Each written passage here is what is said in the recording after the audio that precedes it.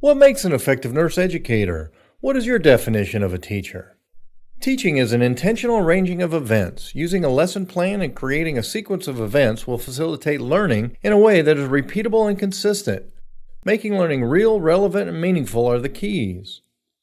We see this in the way Christ taught high concepts. Christ taught in parables and made use of things within his environment that were real and relevant to the people he was talking to. An example of this comes from Luke 13:18-19. Then Jesus asked, "What is the kingdom of God like? What shall I compare it to? It is like a mustard seed, which a man took and planted in his garden. It grew and became a tree, and the birds perched in its branches." In order to create meaning, the concept and how the concept is learned must be real and relevant. In this case, Christ used a mustard seed to illustrate the kingdom of God. In Learning in Adulthood, Merriam and Caffarella quote Jarvis 1987. Learning, even self-directed learning, rarely occurs in splendid isolation from the world in which the learner lives. It is intimately related to the world and affected by it.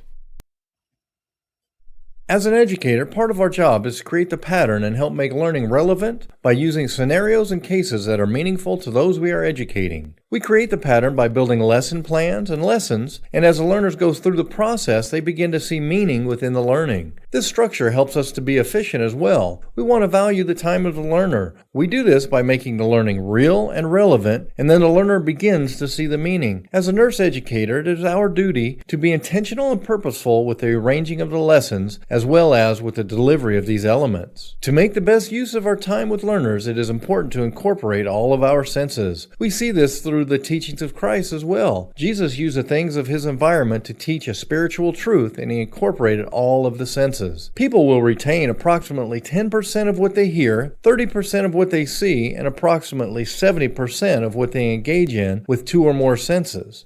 What are some ways you can incorporate more senses into the learning process? In order to help us create repeatable learning, the first step is to create learning objectives. The key for a good learning objective is to make them observable and measurable. Think of these objectives from the perspective of the learner. What is the best way for them to learn this objective and show that they can perform to the standard of the objective? We will take a deeper dive into objectives throughout our class. For now, the basic parts of a learning objective are behavior, condition, and criteria. In other words, what action will the learner be taking, and under what conditions? Are they beside a bed, in a surgery? Where are they? And how well will they accomplish the task? Also, take time to think of how you will assess if they meet that standard. Take a moment to reflect on a good teacher that you have had in the past. What made them a good teacher? As you progress as a nursing educator, building relationships with your learners is important. The first part of this is to know your audience. Who are you educating?